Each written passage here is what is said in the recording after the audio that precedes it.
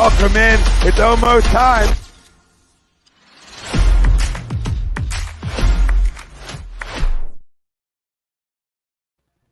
Good evening, everyone. Happy Monday. Welcome to the Sports Hounds, exclusively here on A2D radio.com. Brad Ryer, Doug Mankiewicz, myself, Rob Brinkman, college football analyst, Gordy Combs, Towson legend, play-by-play guy for Towson, joining us shortly for our college football preview show. 2 short weeks away from kickoff of the college football season, and shortly after that, the NFL will get going. So we're going to talk about all this realignment stuff, set the record straight, tell you what's going on, what we think about it. We got conference breakdowns, we got Heisman breakdown, we got playoff picks. We'll look at some key games, and it should be a very fun college football show each and every Monday.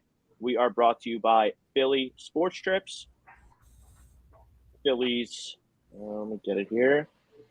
There it is, Philly Sports Trips, the Philadelphia's 5 for 5 travel company, premium travel and tailgating experiences for the passionate fans of Philadelphia, phillysportstrips.com. 4 going up for the Eagles, Jets bus trip, Kansas City, Seattle, and Los Angeles. We're also brought to you by Baggio's Breads, located in Mount Laurel, New Jersey. Home of the best stuffed breads, tomato pie, sandwiches, cutlets, and meatball. Mention A2D Radio. That's 10% off your in-store purchase. Give a little shout out to Fan Up here. NFL Daily Fantasy is coming. Fan Up is the best way to enjoy fantasy sports, daily MLB contests, and more. Win great prizes. Sign up today. Use promo code A2D. 5,000 bonus points. That's a $50 value. You know, you don't want to deal with the salary cap stuff and make tough decisions on FanDuel and DraftKings and the big boys. No problem. You go to Fan Up. No salary cap. You set your captain. 1.5 multiplier on your captain. That's how you rack up the points and beat the competition on Fan Up. Like I said, it's $50 value, 5,000 bonus points. Just use that promo code A2D. We're live on Facebook, YouTube, Twitter, and Instagram. If you miss anything here on A2D Radio, download us wherever you get your podcasts, Spreaker, Spotify, Google Play, iHeartRadio, and iTunes. Download No Reason to Miss a Thing. Tom Arnone and Michael Crome. Every Monday at 1. Here's the Thing with former Phillies closer Mitch Williams. Check that out. Get the skinny on all things baseball, all things Phillies. And always remember, hit that like, hit that subscribe, turn those notifications on. Don't miss a damn thing here on A2D Radio. Follow us on YouTube. Follow us on Facebook. Don't miss anything. Let's just dive right into it. We're going to be talking a lot of college football tonight. We're going to start with conference realignment. Pretty simple. Conference realignment is good for college football. It's confusing. It's weird. You got 16 teams. I think there's 16 teams in the Big Ten now. There's no teams in the Pac-12. The ACC has been rated. The Big 12 got rated. Then they re-upped. They're adding Arizona and a few others. But, I mean, is this good for the sport? I guess. I mean, the Big Ten's a huge winner. I mean, they're getting eyeballs from coast to coast, north, south, east, west. They're going to have games on all the time, which is, I guess, what you want. All this will take place in 2024, so we're still going to have traditional conferences this season with the 4-team playoff this year. But, I mean, I don't know. I guess it's good. It's confusing, but I think – I'm like writing down. You have to write it down. Like you have to. Like I'm checking my list right now. I have to write down who's where. It's crazy. It's all just a money grab. Well, but, yeah. I mean, Doug, we'll start with you. You're a Florida State guy. You're a big fan. You're in their Hall of Fame, I believe you've mentioned. They're kind of at the forefront of this. They go from the ACC, which is, I mean, outside of the Pac-12, they're sucking wind. So now you got Florida State. I know this is a football show, but it's also interesting for basketball, in my opinion, as well. You know, I mean, Florida State, what's the buzz down there in Tallahassee? Being an alum, we won out of the ACC, and it's a bad deal all the way around. But from what I have understood, it will cost us $30 million a year if we leave. But the thing is, you know, if we go to the SEC or the Big Ten, we're getting $60+ million a year. you can pay off the third. You're talking almost 120 million in like 4 or 5 years. So it's significant. I remember back when in 1992 when we first moved into the ACC, they welcomed us with open arms because all of us were like, well, why aren't we going to the SEC? You know, we belong in the SEC more than most because of where we're located. At the end of the day, we went into the ACC back then because to make the ACC, give some ACC some, visualization, because Florida State football was in a spot all of its own. Basketball, it helped us a ton. Talking about Florida State, baseball, it's helped us, but SEC is where it's at for us. I don't see why I understand the money moves everything, right? I don't like us going to the Big Ten. I would hope it's the SEC or, where until we can, as long as we can. Because the bottom line is the ACC went downhill when Miami came in, and Miami hasn't been Miami since we brought them into the ACC. The ACC was thinking they were going to have the Florida State Miami game at the conference championship game for decades, right? For how many years it was the game of the century. So, and they're talking about bringing Stanford and whoever else, Cal, in the ACC. It's like, that's a waste of time. Like, that doesn't do anything for us. Our conference is dying. It's a dying breed. We've become the old Pac-12. We've become that. And it's been tough. And I understand that the Chapel Hills of the world don't want us to leave, but at the same token, money talks, and we have to move on if we're going to maintain where we want to go. We are behind the times in facilities. We are behind the times. We have a wonderful AD now who's definitely understanding where we are. We've got great coaches all the way around in our main money-making sports in basketball, football, baseball, women's soccer, women's softball. We are killing it. And it's time that we have a chance to move up, and we get facilities, and we're going to be right back up in the top 5 in the country every year. Brad, what say you about conference realignment? I mean, I don't know. I hate seeing some of these other conferences go. It was fun having all these other conferences, but I get it. They kind of want to centralize everything because they want to have all these playoff spots, and they want to have a legitimate top 40, top 25, and top 8. And the only way to really have it legit is, I guess, to do what we're doing. I mean, I'm not a big fan of it, but I understand why they're doing it. And it's, the ratings are going to get better when the top teams are playing. My fear is that my biggest thing is, like, even when you have the Big Ten has 16 members in it, so you're still not going to play everybody. I know the ACC, Louisville this year, has a competitive football team, right? They've got Lamar Jackson went there. They were really good for a couple of years, but like their schedule this year, they avoid Clemson, Florida State, Miami, everybody. They avoid the main ones. I think North Carolina avoids them too. So like, you're never going to get a true conference champion if you keep adding all these teams in. Because I understand money talks again, but like, how are you going to have 18 teams or 16 teams in a conference that don't play each other? How are you going to get a true champion? I mean, the SEC does it about as good as you can, but now they're adding Oklahoma and Texas. So, now it's going to be tough. I agree with expanding to 8 teams in the playoff. That makes sense to me. But again, it always was back in the day, the bowl games, right? Everything was always, if you take away the bowl games, we're making it like pro sports. Well, with NIL, that changed everything. That now they are getting paid. So no one's complaining about them playing 14 or 15 games a year now. I just worry about my biggest concern with all this realignment is everybody just looks at it as a football conference, as a football thing. Well, now you're talking about, you look at the other teams, the teams that aren't the revenue sports, the baseballs, the softballs. You're asking Oregon to be in the Big Ten. So every trip they have, they're flying commercial across the country. We take the red eye whenever we can, the cheapest flight possible, and like that's what's going to get lost in the shuffle, and that's where it's going to be tough for the other non-revenue sports to you're asking these student athletes to fly at 4 a.m. to go play a weekend series and come back and get back at you might get back at 3, 4 in the morning. And by the way, you got class at 8. So that's the stuff that's getting lost in the shuffle and all this. Yeah, like lacrosse or women's volleyball or something. Yeah, and every school has something that they're really good at, right? It might be beach volleyball, it might be soccer, it might be softball, it might be baseball. Where softball's getting huge, and Florida State's become, outside of Oklahoma, the most mainstay in softball, and they're doing wonderful things. But we get moved to the Big Ten. Now we're taking girls to wherever and freeze to death, and that's not what they come to Tallahassee for. So it's just you have to remember football. I understand that football brings the most revenue. Football brings the most money to schools, but you're worried. You're dangling a nasty web if you leave out the other ones. Like I said, you make Oregon fly all over the country 5-6 times to go play a conference weekend series. It's not that easy.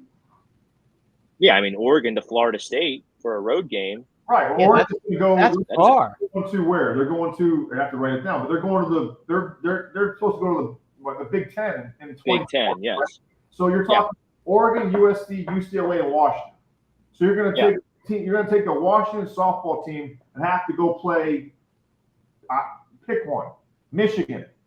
That's a long flight. You're losing 2-3 hours. So that's not that easy. So like football is not a big deal. You go once a week. You go there once. It's not that bad. You can leave a couple days early. Softball, man, those girls have to leave Friday or Thursday to be there on Friday, if not Wednesday night. So there's always it always goes back to money and who's going to bring in the most gets the most attention. Like, what's the end game for all this? I mean, obviously, this is mainly for football. You know what I think? It should honestly, you're leaning towards 2 Power 5 conferences. That's it. Divide them equally. Two, not. I envision 4. Because you're looking at it's already going to be that way. I mean, don't forget the Big 12 was dead when Oklahoma and Texas left, right? When they leave, what else? You're gonna. No offense to UCF and BYU and Cincy and Houston, they're not. It's not the Red River rivalry here. It's like you're not going to make. Houston versus BYU is not going to be a primetime game for a while. There's people want to see. I want to see LSU play Michigan. On a Saturday. That means something. To me, you're basically going to have the SEC under words and like a Big Ten. And then whatever you do with the Midwest, you put them in there too. Like that's what I'm thinking. You have 2 major big-ass conferences, and then at the end of the day, like I said, even the playoff at 4 teams, which was a wonderful thing. I love the playoff. And you knew it was a matter of time with as well as it went and how bad the BCS got bashed for years about who they chose for the top 2. Now you're talking, you can never cut it. Whatever number you leave at 4, 5 is complaining. Well, when you make it 8, 9 is going to complain. And that, it's a weave. 8 to me is perfect because you can have teams that a loss in September doesn't absolutely knock you out of a national championship. So, like, the way I vision it is you should just split the country, and you should, because the travel we talked about, just split it into 4 quadrants. Mm-hmm. And, maybe you take 2 teams from each quadrant, play everyone in your quadrant, do whatever you want with the schedule. I don't care. If you want to play like Notre Dame, they have 3 cupcakes, then they play Ohio State, then they have more cupcakes, then they play USC. Then they do whatever you want with your schedule. But like when it comes to playoff time, we're taking the top 2 teams from the Midwest, the West, the Big Ten, and the SEC, and then there's your playoff. I think it's going to go to 16 rather quickly. Make it 16 and don't have a conference, and you play whatever. Like the problem is how are you gonna right? Because every college wants to play what? A cupcake for homecoming. They want to win their homecoming game. You want to win Parents Weekend. You want to win Alumni Weekend. Whatever it is. Well, you're going to do away with that and seniors game and the seniors weekend. You don't want to lose your senior, right? But eventually, I mean, like if you pick, people tune in more to, like, Florida State has Georgia coming up in the next, I think, 2 or 3 years. We're playing Georgia to lead off the year for the next 2 or 3 years. I'm just going, it sounds great revenue, but it's like, I really don't want to get my head bashed in week 1, So, but people are going to tune in, like the LSU game, right? Like, that's a fantastic game for us. But the downside of that is you lose a ton of momentum, right? Right out of the chute, you're like, all right, not another year. So, but if you make it so, a team can go 8-4 and still climb their way back in the playoff picture at 16 teams or whatever it is. I mean, no one ever screws with the Division II or the other, this whatever. What am I thinking? Yeah. Like they've been doing it the same way for God knows how long. And yeah, 32 teams they do. Right. So, like, you can cut the season down to 8-9 games if you're going to run it a 32 team playoff. I don't have the right answer for it, but like, I just feel like you're loading up to 2 conferences because, like, let's be honest, the Big Ten and the SEC in 2 years, then there's everybody else. It's kind of like that now. Right. I mean, if Clemson doesn't become Clemson again the way they have been, right? Like, Clemson carried the ACC like Florida State did for a decade and a half, right? Clemson was the big bad bully in the ACC. They gave us credibility, but now they're kind of not falling back, but like they're becoming off. I mean, they're not elite. They're elite, but they're not national championship elite. Right. But they're still dangerous because they can still be in the playoff and no one will be surprised, right? Well, then you look at the Big 12, like, seriously, like UCF, BYU, Cincinnati, Houston, Arizona State, Colorado, Utah. If you're going to pick those 10 versus any other 10 in the Big 10, or you put any one of those 10 in the SEC or the Big 10, where do they finish? The last 10. They'll all be in the bottom. So, no disrespect, but like, that's the problem I have with the way it's going now, because someone's going to run the table in the Big 12 and like, oh, they're undefeated, and then they're going to go play Georgia, and they're going to get boat raced by 60. And that's yeah, like right? No one wants to see that. Like the championship game last year. Yeah, TCU, right. They had the good story. They beat Michigan because Michigan seems to never figure it out on the big stage, and then they go up against Georgia. I think the spread was like 20, and they lost 70-14. I think you could have taken the All-Star team from the SEC outside of Georgia, and I still think Georgia would have beat them. You might be right on that. But then again, like, sorry, that's Georgia. Hey, they built it. Guess what? They were out. Everybody that I've been around, Florida State was like that. Miami were like that. Looking at the 2000 Hurricanes, there's like 9 Hall of Famers on that team. Hey, no one feels sorry for them. They got a championship ripped from their hands on a bogus pass interference call. So, like, but to run it and to be consistent at this level now, it's a little different. They're different playing field now, and Georgia's got that mojo going with Kirby Smart and NIL money. They got Luke Bryant, and whoever comes out of Georgia is going to back the NIL, and they got billion-dollar boosters. It's going to be harder and harder to keep that dynasty going with the way things are breaking down now. Well, you have, like you said, the NIL. You have all the chaos with conference realignment, and you have the transfer portal now, where guys can just be. You could play at a different school each year. Mm-hmm. Oh, I don't want. This coach got fired. I'm just going to go. Which, if that's what it's there for, I'm all for it, because you get recruited by somebody. You're going, yes, the school is important. Don't get me wrong. Some kids go there because that's the school they want to go to. But more importantly, it's the relationship they have with the coaching staff. Well, a coach can leave whenever he wants to for a better paying job. And if the player wants to be under his tutelage, he should be allowed to go. But now it's to the point where it's like highest bidder wins, and it's like a wild, wild west. And you're like, we're just scratching the surface of this NIL thing. That's the crazy part. Like, the money that's getting thrown around these kids is amazing. And the one thing about it we're leaving out too is like, this should make college football even more competitive, because kids aren't going to have to leave college when the first chance they get to go make money in the NFL, because some of these kids will make more money playing in Alabama than they will be playing in the NFL. So we've seen it in baseball already. Football's the same way, and it's like, man, you're almost like the other schools, the smaller schools are basically they're like the minor league system for the SEC.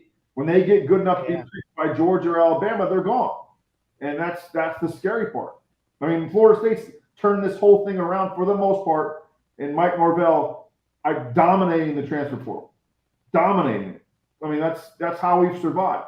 And he's turned this thing around quickly, and that gives other teams hope too, because he did it pretty much. He's recruiting now, he always has, but his mainstays have been the guys that have made a difference. I mean, for example, we took Jermaine Johnson, played at Georgia, was national championship teams.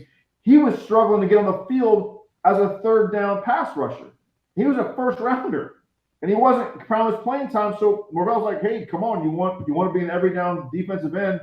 We've got plenty of room here. And he played one season there, and I did more for Florida State in 1 year than by any player I can ever possibly imagine, because he changed the culture just by the way he played. Boom, gets drafted in the first round. Now he's a stud in the NFL. So it has its positives, but there's just more. I don't know, like that. The slippery slope is coming in that too. So you have Notre Dame, that's an independent, and then it seems like the TCU story of last year, and I remember when I was in high school, Boise State, they beat Oklahoma in the Fiesta Bowl with all those crazy trick plays. It seems like those types of stories are being completely eliminated from college football with NIL and conference realignment. Like, what do they do? The one thing that's what makes Kirby Smart and Nick Saban and Dabo Swinney and those guys, right? Like, the difference between being an elite, and in my opinion, college football, the limited knowledge I have of it, but I've been around it for a long time and paid attention to it. It's not the starting 11. It's the fact that you're 2, 3, 4 deep. That's why Miami was so great in the 80s and 90s. That's why, my mom worked at University of Miami for 20, 30 years, and I knew everybody that played on those teams. And it's like when one guy left the NFL, there was another Hall of Famer waiting behind him to come in as defensive tackle. So Florida State was deep when they were good. Look at Georgia. They're deep as hell, right? But, like, how do they control that now that there's NIL? That's what makes those guys amazing. Like, hey, hold on. Like, but that's what I'm talking about. Like, the freshman kid who might not play till his junior year, is he better off going to sign at Georgia and stay there and practice with those guys? Or does he want to go play and hope to come back? And that's what makes it so crazy. These guys have it. These coaches now have a whole different element they have to worry about. That, like, man, they just keep, Georgia, they're ranked number 1 in the country again preseason with a new quarterback. It's just they just reload, and the depth chart is what definitely keeps the great being great, is how deep they are, and to be able to keep those guys, they got to be doing something, amazing to keep those kids there. I'm bringing up a mock draft here, Walter, for NFL 2024. Drake May, Marvin Harrison Jr., the Florida State guy. Like, all these guys are SEC Big Ten. There's a Clemson guy. There's a Wisconsin guy, Big Ten. I mean, it's just like, are we just going to have 4 best from the SEC and 4 best from the Big Ten, and that's your playoff? I mean, I don't know if I'm a fan of that. But you're not a fan of it. No, I don't think anybody is, unless you're a fan of those teams. But if they're the best 8 teams, why do we need, like, that's where it gets skewed. Like, okay, if you're 12-0 TCU last year, and, like, if you're not a TCU fan, do you really think, and don't listen to what they say on TV because they're just hyping up the ratings, do you really think you put TCU in the Big Ten, are they 12-0? The answer to that is no. Not a chance. Are they? Well, they didn't. They lost to Kansas State in their conference championship game, and they still got in. But or do they run the regular season in the SEC? No, they don't. And because no one does, right? Very few do. So how many losses are there? 1, 2. If you can honestly say they would lose one game in the SEC, I'm all for seeing them play in the playoff. But yet, you could honestly say there was, by the end of the year, and I'm not saying it because I'm a homer, but I think Florida State beats TCU at the end of the year. They were a better team at the end of the year than they were at the start. They were healthier. So there goes that too. LSU, I think, could have beat TCU at the end of the year. And that's where you get screwed. But at the same token, it's like you don't want it to be, let's just take, like you just said, the top 4 teams in the SEC, the top 4 teams in the Big Ten, and let's see who wins, because then it's not fair to everybody else. But in reality, if they're the top 8, if they're the best 8 teams, it's like you'll never have a perfect system. Look at baseball. The Twins are about to go make the playoffs, and they're 2 games over 500. It's like someone's got to win the Central, and they're not. If you look at the top, how many teams get in now, it seems like 30 get in. But baseball 7. So you're telling me the Twins by power ranking are in the top 7 in the American League? No, they're not. But they're going to make the playoffs. So the only one that works on is football. That's the only one, NFL. And there's even some teams you can even say that doesn't work in football either, because the Bucs went to the playoffs last year when they were 7-9, 8-9. I keep screwing up that 17th game. Who win? The NFC South. No, I think the Bucs were 9. I think the Bucs were 9-8. Okay, the Bucs make it last year. Yeah, they got smoked by Dallas. That's right. Someone had the NFC South, right? And then would you put the Bucs as one of the top 8 teams in the NFC last year? No. So there's always something.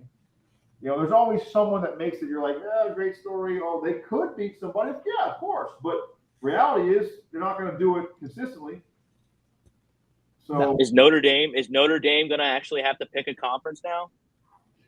How long? We've been saying that for 2 decades, right? They can't be an independent. They can't be an independent. They still they're doing the ACC thing now, which doesn't make any sense to me. But they should be in the Big Ten. No, one team in the last 30 years. When you think Notre Dame, I think Big Ten, right? They played everybody in the Big Ten, anyways. They played Michigan. They played Michigan State. Okay, just put them in there. They belong in the Big. They belong in the Big Ten. That. Well, they always play Michigan State all the time. And Purdue. Correct. The only games that they would screw up, they can still do it, is the USC game. They always play USC. You can still play that out of conference. I think at the end of the day, if you're going to run these kids through the gamut of, there's 2 sides to it, right? If you're going to run them through a 15-game schedule, you can back that off and just don't have Alabama play Kent. Grambling State on homecoming. Right. Waste of everybody's time. Just right. It's like, hey. When it's 70-0.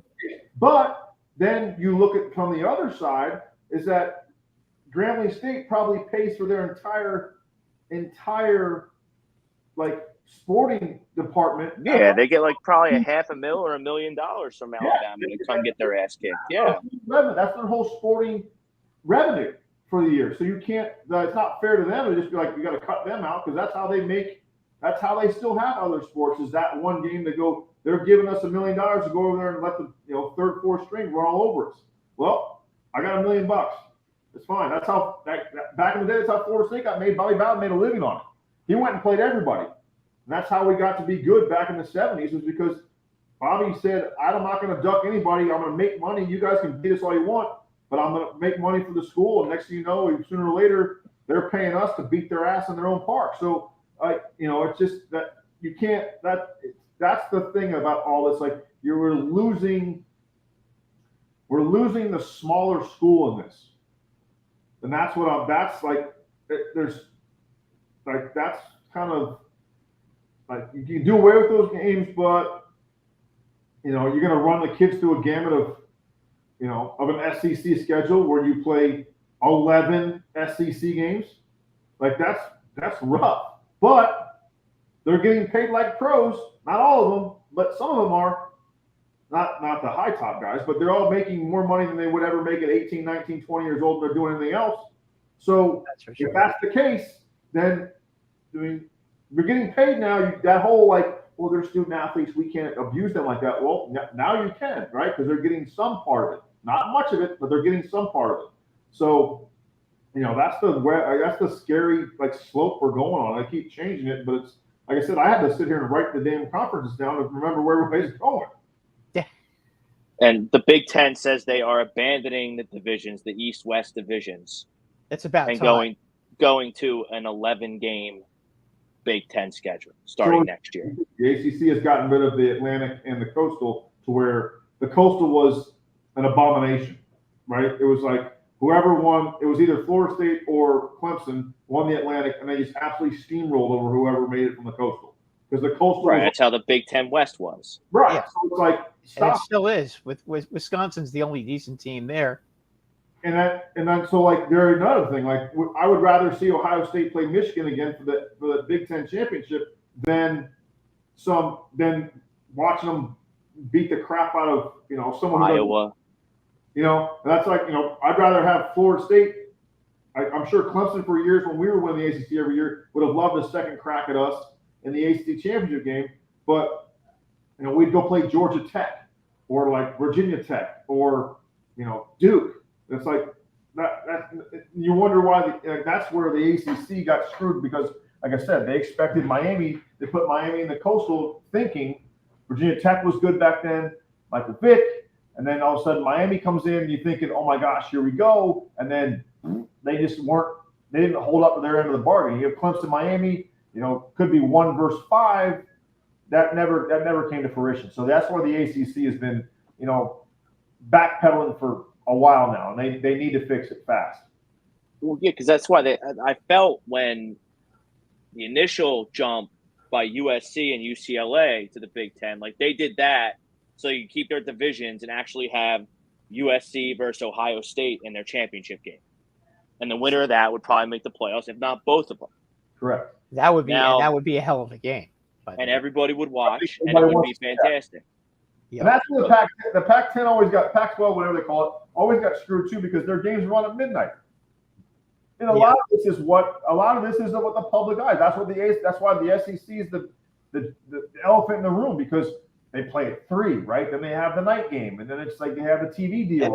And don't forget the Hawaii game, Doug. It's on at 2 in the morning against one of the Pac-10 teams. So you never get to see those games. They're all Eastern time zones. Everybody stops what they're doing. Football in the South, and then there were some great games that the Pac-12 in the back in the day used to have, and even now, you'd watch, but you're like, man, I'm a college football freak, but I'd be gassed by come midnight. I can't watch this. It's it's not on. It's on ESPN 12 or whatever it is. You got to have a certain cable network to get it, and it's unfair. But now, you put USC back in the back where they belong. They're coming back to being another national powerhouse again. Now you're going to have to run them through the Big Ten schedule. It just doesn't seem – when you think USC, you don't think Big Ten. It's just going to take a while for that to set in. You think about how they used to destroy the Big Ten every time they played them in the Rose Bowl, and they used to smoke them every time.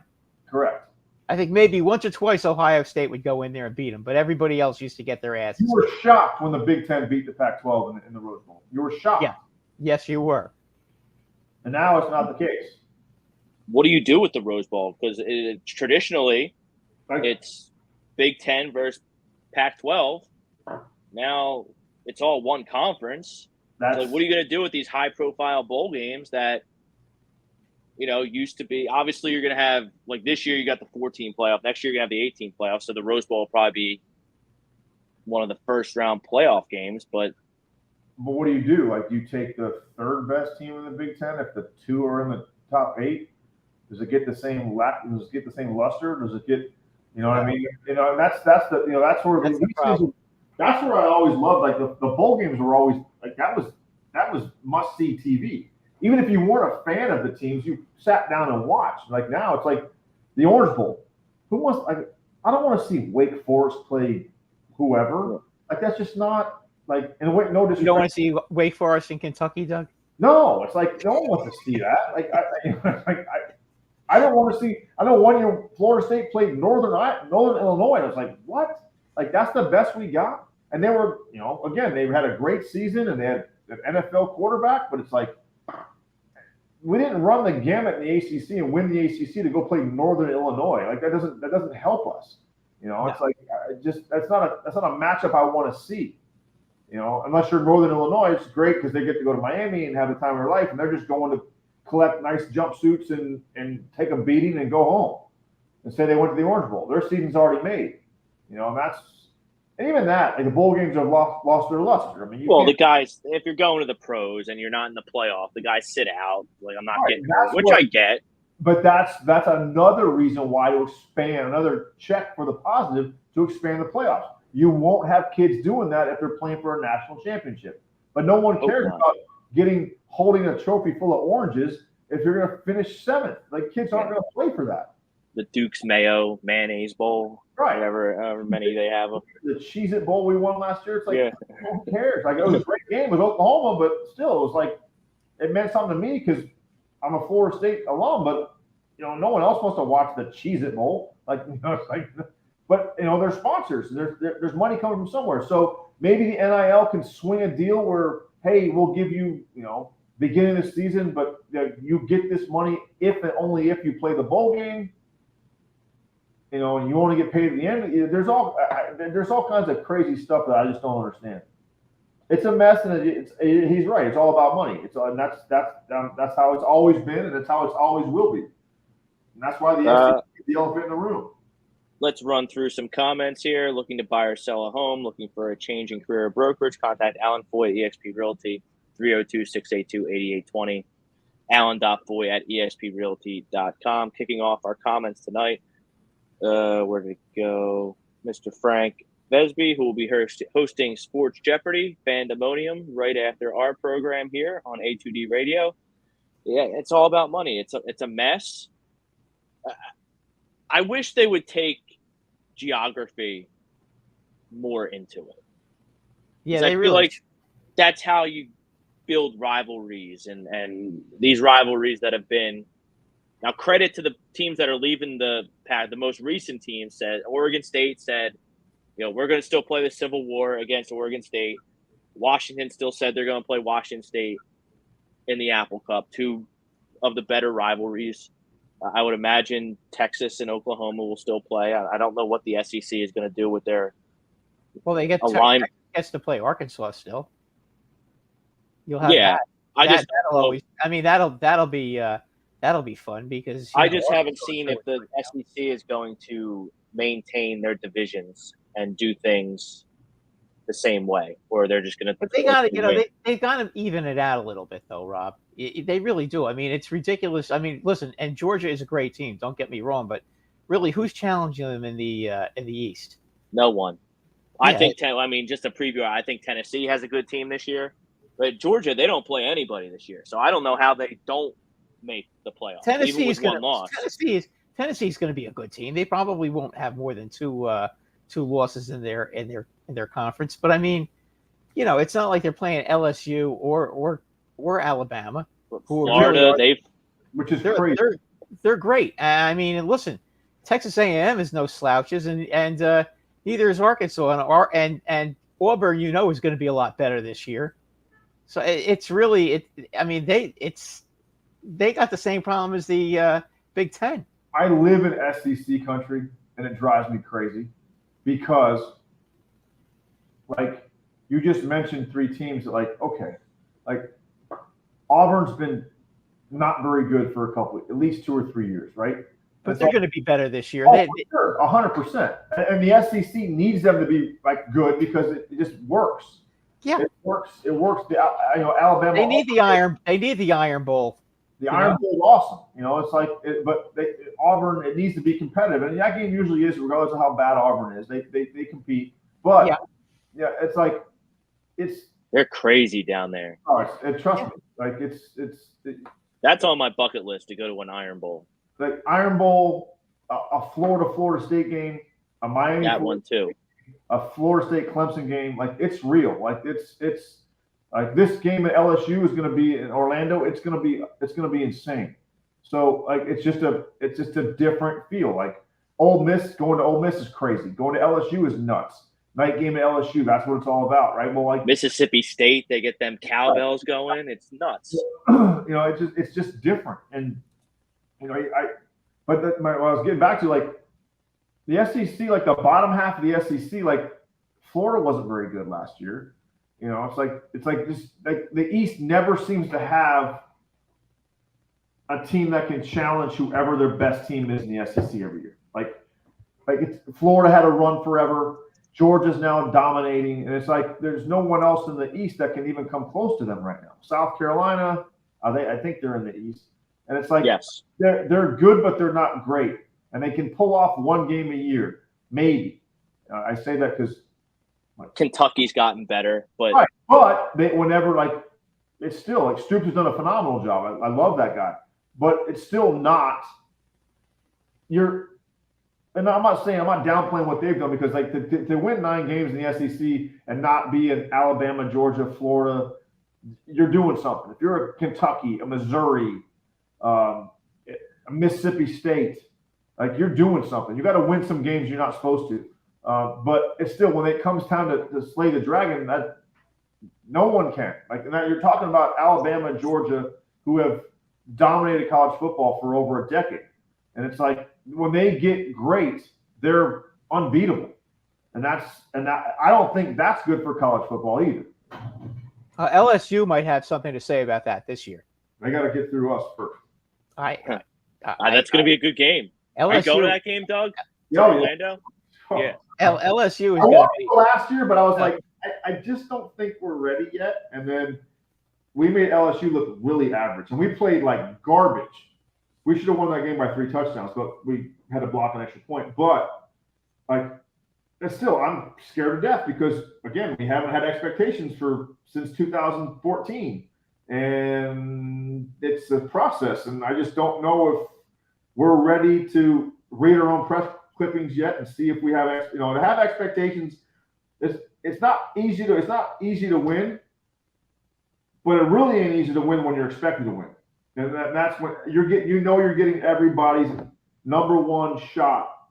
When you're I grew up in the heyday, right? Where we went to 2 College World Series. We won the national championship and played for it every year. And our basketball team went to the Elite 8 2 out of 3 years. When you lose, when you beat us, they rush the court, they rush the field, whatever it is. And that's a different mindset it takes to understand that you're coming to a place where if you're making a guy's college career, if you lose one game to these teams, when you just think it's a loss, it's life-changing for them. And that's a different mindset. So we'll see. Where is that? Is that at the Worldwide Orlando thing? Yeah, Orlando. It's funny. We have to play it in Orlando, but LSU got to play it in New Orleans. Go figure. They should be. I hate that. You should put the games on campus. I mean, we actually do really well in that stadium, so I'm kind of hoping that I'm actually not upset that it's there.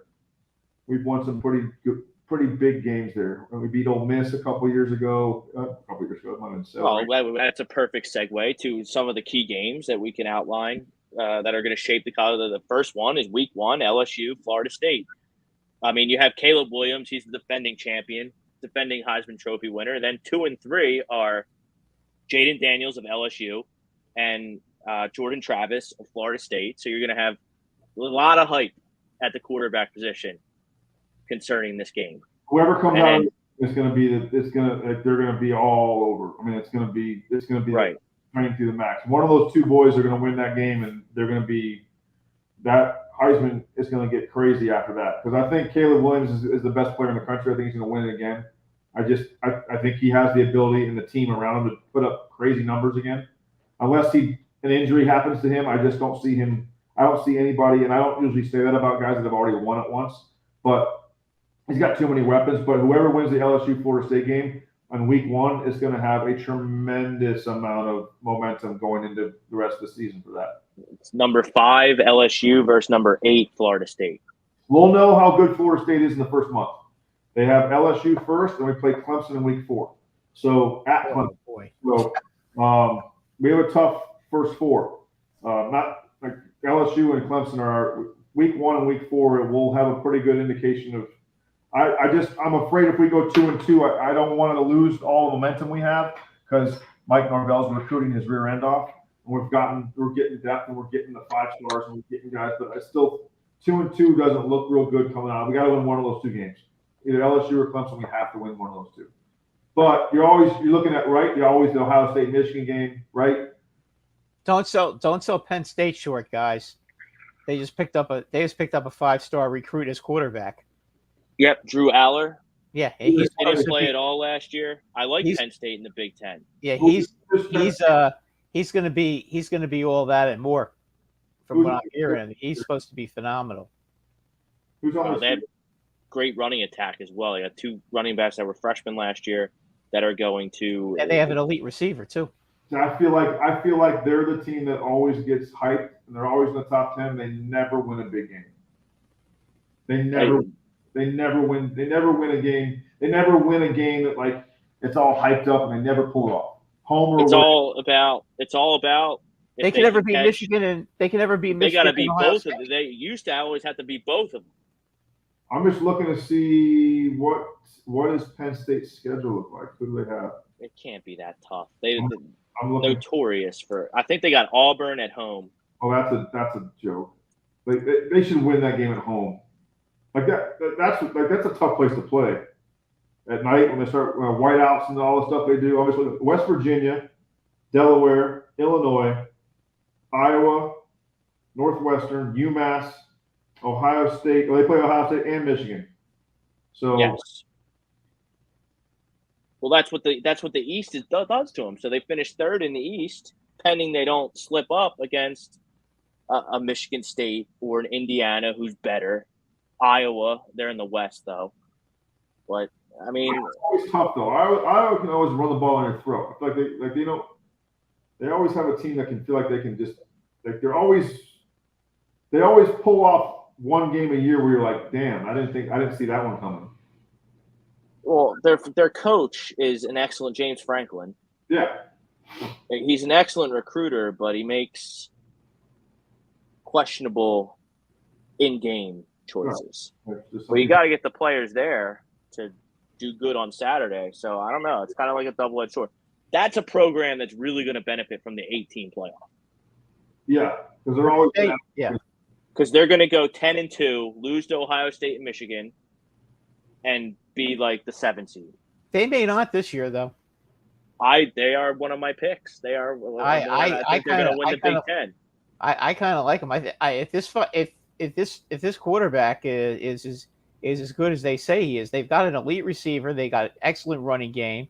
They've improved. The defensive ends are supposed to be a lot better this year, so they're going to have a big time pass rush.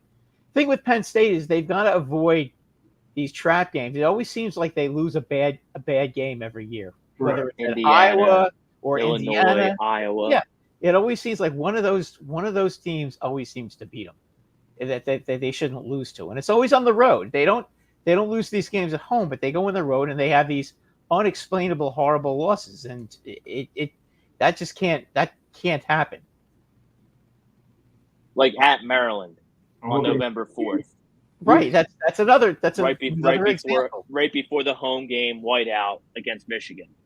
That's a trap game if I've ever seen one. Texas, Alabama, week 2. That was a good game last year. That was a good game last year. Ewers got hurt, and Texas still hung strong. Week 2 is A&M Miami. Miami's got to be better. Miami versus who? I'm sorry. Miami. Texas A&M versus University of Miami.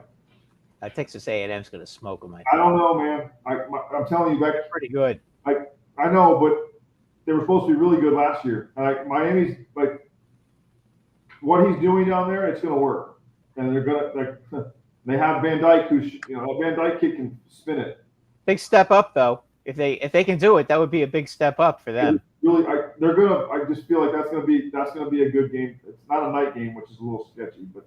Well, the ACC really needs Miami to step up.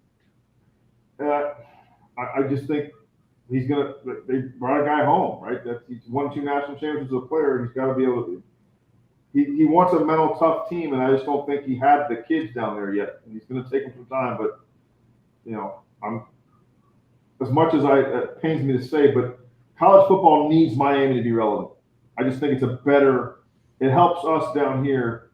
When Florida, Miami, and Florida State were all legit, it just changed. It felt like it was a much better brand of football. You're absolutely right. Don't sleep on Notre Dame, man. Sam Hartman's the real deal. I love SEC, Sam Hartman. The three teams in the West, the Texas A&M, Arkansas, and Ole Miss. I mean, they could beat anybody. Right. That's the problem. I mean, maybe they can't beat the top of the top in the SEC, but I mean, if you put them up against any other team, and that includes any one of the teams in the Big Ten, they could probably beat them. I don't doubt that. Yeah, I think so. I mean, based on the number of 5-star recruits and top talent. I mean, that's what makes them so tough, that division. I mean, every single team. Mm-hmm. Utah, Florida won't be a bad game either. Utah's a good team. Yeah. Play. Yeah. Good program. They play the game the right way. Tough to get recruits. They've always They're been, they're going to be in the been Big good. 12. They're going to the Big 12. Yes. They're going to the Big 12. Just touching on Notre Dame real quick. So September 23rd, they're going to play Ohio State. They're going to get Ohio State in South Bend this year. They almost beat them in week 1 last year. They showed well. Marcus Freeman is in their next coach, but they have contests against Clemson and USC and Ohio State. So, I mean, if they go 2-1 in that stretch or 3-0, they should have 1 loss or be undefeated. I just don't know. Look, college football, this is like the thing with Notre Dame. I follow Notre Dame pretty closely, I guess. I went to East Stroudsburg, D2, so I don't have a dog in this Division I college fight. So I've always kind of liked Notre Dame and Penn State. But, I mean, these teams that hire these defensive coaches in an offensive world in football, I just don't get it. And, maybe Marcus Freeman will work out. But, I mean. He looked bad, last year. It was bad. Didn't have a good first year. I totally agree with that. He did better. I thought he was okay towards the end, but still, it just didn't seem like he looked shell-shocked against Ohio State. That was an aberration. And then all of a sudden they started, losing games they shouldn't have lost. But I think you nailed it. I mean, Sam Hartman, I think he is the real deal. He can really spin it. We haven't been able to. I don't know if it's Wake Forest offense we have a hard time with at Florida State, but damn, Hartman killed us. I mean, every year, it just seemed like it didn't matter. I'm looking here, week 6. You have Oklahoma, Texas. Bama. That's always. Bama. That's Jimbo Fisher lives to beat Nick Saban. Like his whole. They don't like. I remember back in 2013, Jimbo Fisher was legitimately pissed when Auburn beat Alabama. He was livid that Florida State wasn't playing Alabama for the national championship. Like he was legitimately upset, like sick to his stomach, because he wanted to beat Alabama so bad. Like he wanted Nick Saban bad, and he can pull that off. They don't like each other at all. It's great. They don't like each other. He's like, I don't know their relationship, but I know he worked for him. Obviously, he was the offensive coordinator under Saban at LSU. But like, I just remember like he was so mad that Auburn beat Alabama that year in 2013. Like it crushed him. Like he was like that was the field goal return, right? Right. Yeah. I have friends that said he was distraught for like 2 days. He was so pissed that happened because he wanted to play Alabama for the national championship. But I think that one's at A&M. I don't know. Like it's tough. Did you catch the Johnny Manziel Netflix documentary? I can't watch that. No. I can't. And you know what? And it's no disrespect. It's not anybody that when I read that he didn't watch film and all this crap, and then I put something on Twitter the other day about like someone said something. If I put it out there, or I commented on something, and someone came back with like, well, he was suicidal and and he had an addiction problem, like he had a depression problem. Like he wasn't depressed at A&M. Like I'm not taking anything away from people with mental illness at all, but he didn't seem to have mental illness at A&M. Like no, he was the king of everything.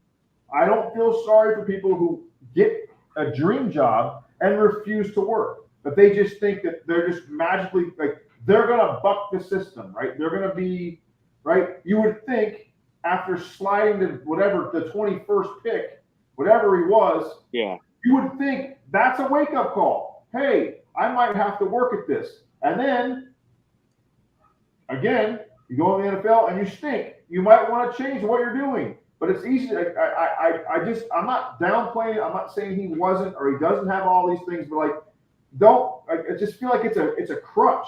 Like he didn't care, Doug. He didn't care. He didn't care. He was humble and baby. I mean, the stuff that I heard that like his dad almost faked a heart attack so he wouldn't take a piss test at the combine. Yeah. Like, come on, man. Like, look, like I have devices. I dip. I don't want to. I wish I didn't, but I'm not going to tell my dad to fake a heart attack so I can stop it.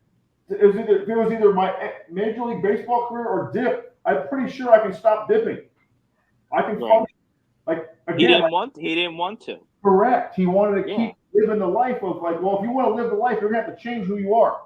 But all Cleveland had to do was sit him down and ask him questions, and he would have been honest with them. But I feel like. You think you think he's going to tell the truth? Shit, no. He was pretty candid and honest. I mean, obviously this is years later, but he was pretty candid and honest with the Netflix. I guess you're right. Easy to say that now. It goes back to the people that were busted for steroids, and they're like, "Oh, well, he came out and apologized." No, you didn't. You got busted. Then you apologized, but you didn't come out and say, "Hey, I took it's after the fact." Oh, but look at how he's such a stand-up guy. No, you're not. You got busted, bud. If you didn't get busted, you wouldn't have said a word. And some of them were my teammates. So, like, don't give me this. They're like, oh, they follow Christ. And, like, no offense, but if you follow Christ, you don't do that. You don't cheat. So don't give me that. Like, don't. No, and then they also lied. Like, remember it was coming out with, like, his dad was, like, an oil tycoon. Like, no, he wasn't. No, he wasn't. They lied about it. So, like, well, I don't need to do – and I don't need to take money for autographs. My dad's a gajillionaire from Texas Oil. That wasn't true at all. True. Like, just stop. Like, that's what I'm saying. Just stop. Just you had everything in the palm of your hands. Just if you were to just stayed somewhat humble, they would have worked with you to try to fix you.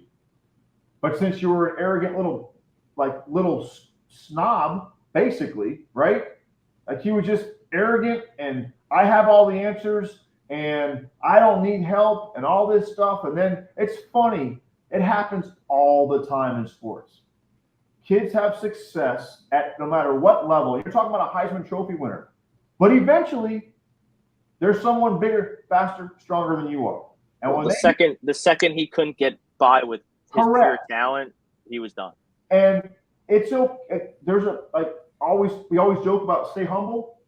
We used to use a line all the time in baseball. Stay humble, because that train's coming around the corner where you think you got it licked, and that 0 for 30, because the baseball guys are paying attention to you, it's coming, buddy.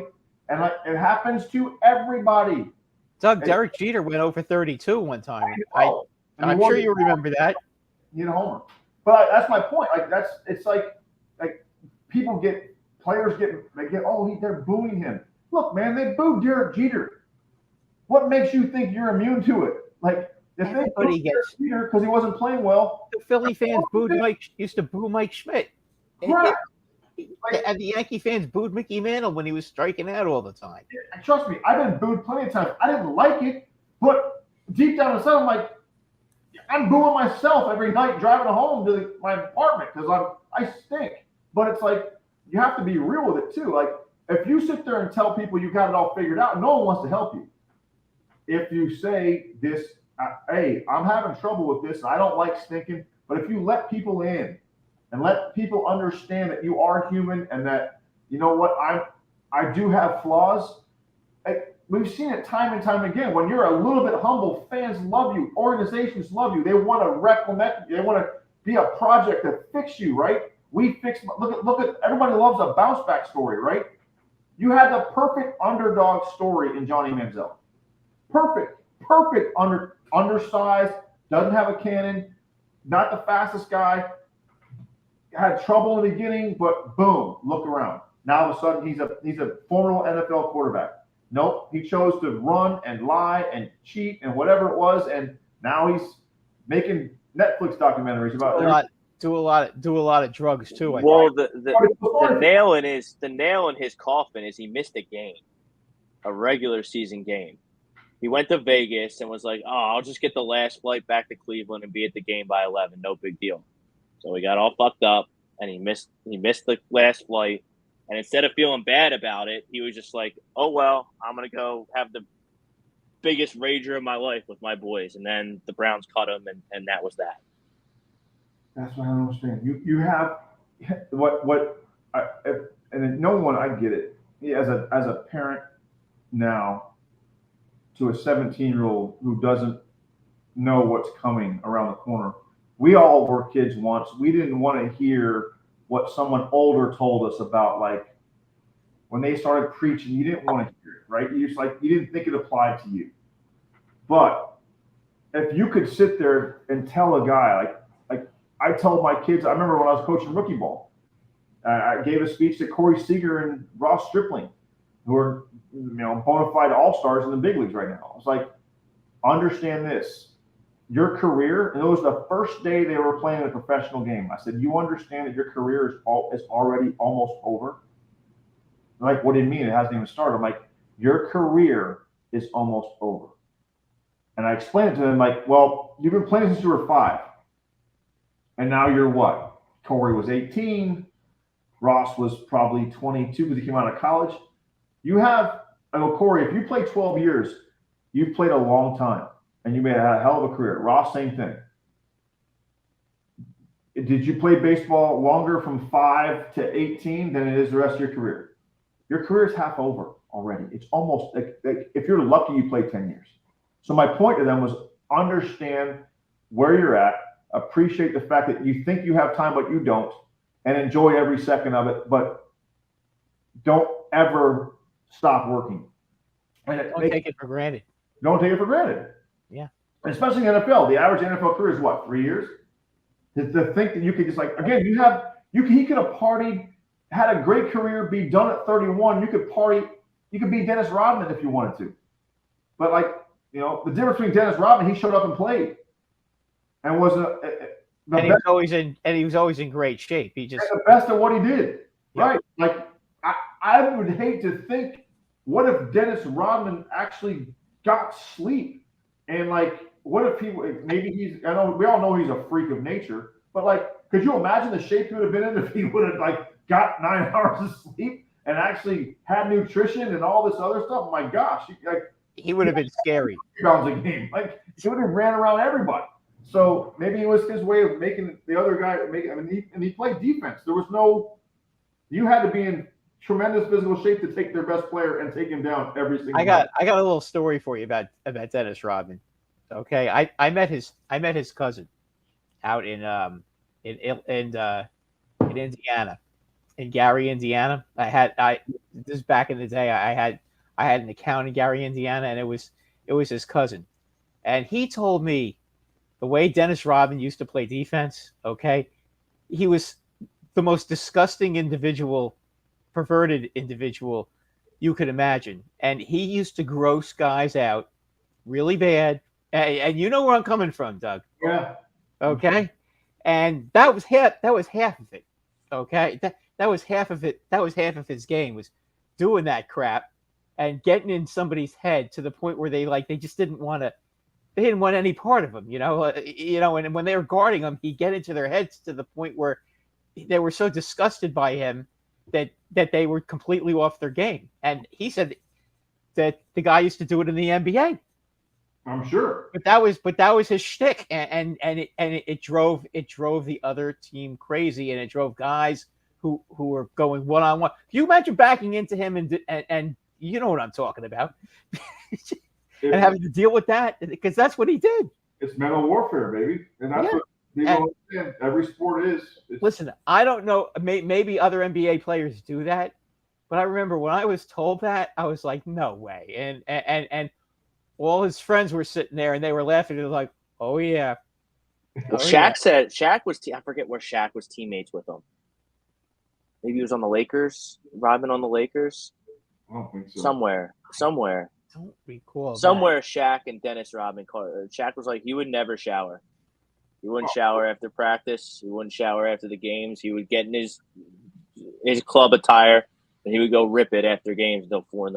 I mean, I wouldn't wash my basketball jersey in high school for a reason. Yeah, because it's smelly and it stinks and nobody wants to get near you. That's correct. Little mental. That's correct. So this isn't something that, like, he's not the only one that did crazy stuff like that. Then okay, got it. You're going to have to dig in the places you don't want to dig in the gardening because it's not going to be easy because you're not going to want to come anywhere near me. So I tell my son the same thing. I'm like, hey man, hey, mental warfare, baby. Like, do what you got to do, whatever it takes. You get in someone's head, that's 90% of the battle. Once I'm in your head. Dennis Rodman, from what I understand, got into everybody's head with that. Well, he was a little. I mean, he would get in the you see it. You're kind of intrigued, but you're kind of like, this guy could kill me in 10 seconds. So it's a little scary. But like I said, it is what it is. So you have a prediction on your 4 teams making the college football playoff? Yeah. Go ahead, Brad. Okay, I've got now. This isn't exactly news, but Georgia and LSU I have 1 and 2. I'm gonna have Penn State number 3, Oof. And I'm going to have your Seminoles number 4. Oof. I don't know. So we'll see. But how does Georgia not make this thing? I'm trying to look because I like it when it's different. I like it when there's a wrinkle. I like your LSU pick a lot. There's no way they don't. They're not going to lose. Listen, they're not going to lose. I'm going to read the game. That's the problem. Lose 2 games. Well, I'm looking at that at November 16th. They go to Knoxville, wherever the Tennessee Volunteers call home. That could be tough because that's their only tough game. They're going to kill Florida. They're going to kill Kentucky. They play Ole Miss the week before.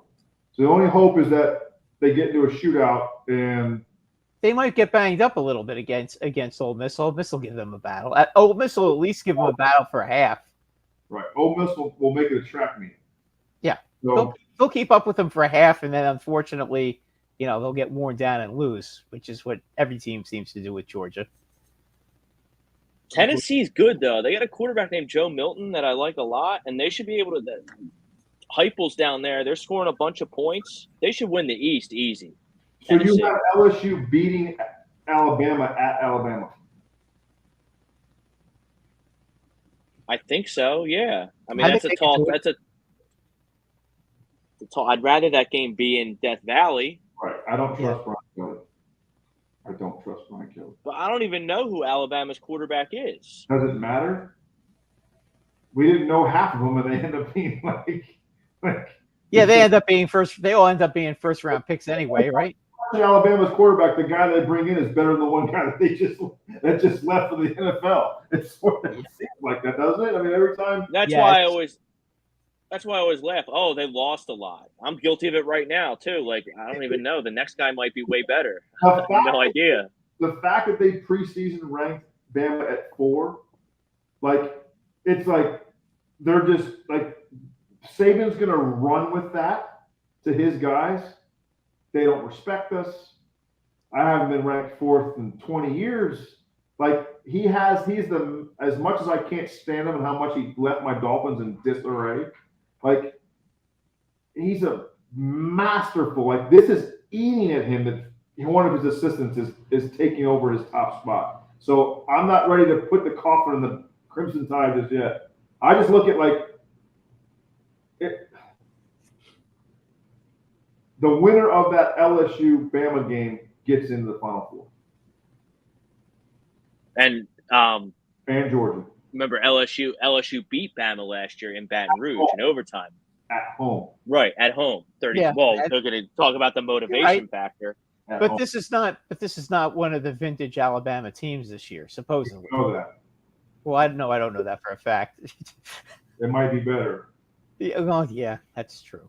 Like I said, I love I want to put Florida State in my 4 as much as I want to, but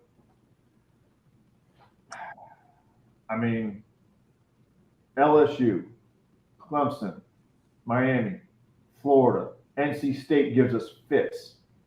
Louisville, we don't play them this year, thank God. But like, who else we got? I'm trying to think. We have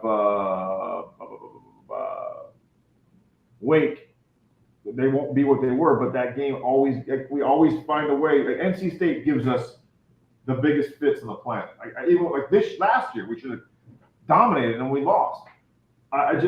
My biggest fear is Jordan Travis staying healthy all year. I think if he stays healthy all year, and we can go 1-1 against Clemson and LSU, we have a legit shot. But like, okay, I got a better one for you. For example, say, for example, Florida State loses to LSU, loses to Clemson, at Clemson, and then goes and beats them by 2 touchdowns or 3 touchdowns in the AC Championship game. Now what do you do? That's a headache. Well, it's easy if there's 8 teams, but it's a headache if there's 4 teams. Right. If Clemson's undefeated, and that's someone out of the SEC is going to lose 1 game and end up getting in, like they always do. And I just don't see Georgia losing twice. So, and I don't see really anybody beating USC. I don't see anyone beating USC either. Lincoln Riley's terrific. And Georgia. Bama. What about Notre Dame though? Notre Dame could be. Notre Dame, they're not ready for this. They're not ready for this. No, you don't think so? No. Like they have to prove. Where's the game at? What? They got Notre Dame and USC. It's usually late in the year, right? Yeah. It's usually like almost the last game of the season, isn't it? Well, they have Ohio State's going to South Bend this year. Hang on, unless this is their bye week. I got it right here. So they'll get USC at home, they get Ohio State at home, and they have to go to Clemson on November 4th. And the rest of it's a joke. Navy, NC State, Central Michigan, Tennessee State. And give them fits. Louisville's on their schedule. Louisville won't be good this year, but they're going to be freaking 10-2 or 11-1. Watch, because they don't play anybody. So yeah, I think the Alabama. I don't know. I think Georgia drops that game to Tennessee. I do. But does it matter though? Does it matter? You think it should with 4 teams because then you're not even in the SEC championship game. But they're going to still get to the championship game though. That's the thing. He has to run the table. That shouldn't be a problem because they copped out and took Oklahoma off their schedule because they're coming into the conference. Meanwhile, Alabama is still playing Texas the last 2 years, even though they've been coming for a year. So they totally copped.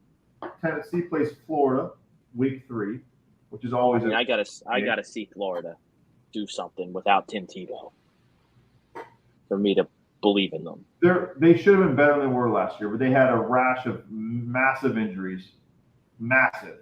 Like they didn't have. I think they had 1 scholarship receiver at the end of the season that could run, that could move, and they were playing. They had Florida State beat at home in Tallahassee. They had us beat. We had to beat them in the 4th quarter. Their defense has always been significant. So, but you look at Tennessee at Florida, right? Because you're talking about if Tennessee beats Georgia. Then Tennessee, the only way Georgia doesn't get in the championship in the college football playoff is they don't play for the SEC championship game. And the only way that happens, I just don't like that Georgia's playing Cupcake City the whole season, and then they're going to have to ramp it up for 2 weeks in late November and need their A game. That's what Alabama. I don't like that. Alabama does that too. 6 years. Well, that's not fair because Alabama has Texas. Now, but Texas isn't like. I understand. it's not. Florida can pull off an upset just as much as Texas can.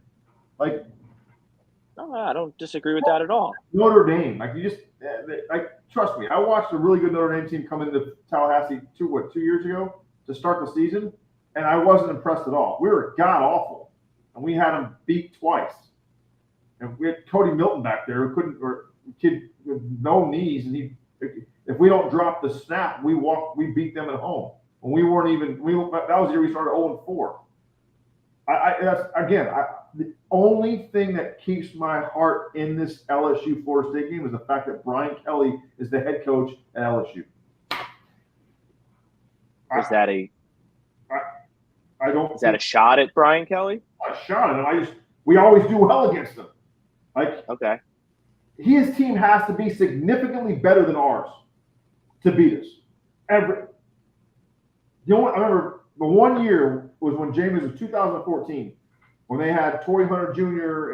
and Robinson's boy was on the Notre Dame team, and Golston was their quarterback, and they should beat us. We had a questionable pass interference call the last 10 seconds that moved them back outside, but they would have beat us.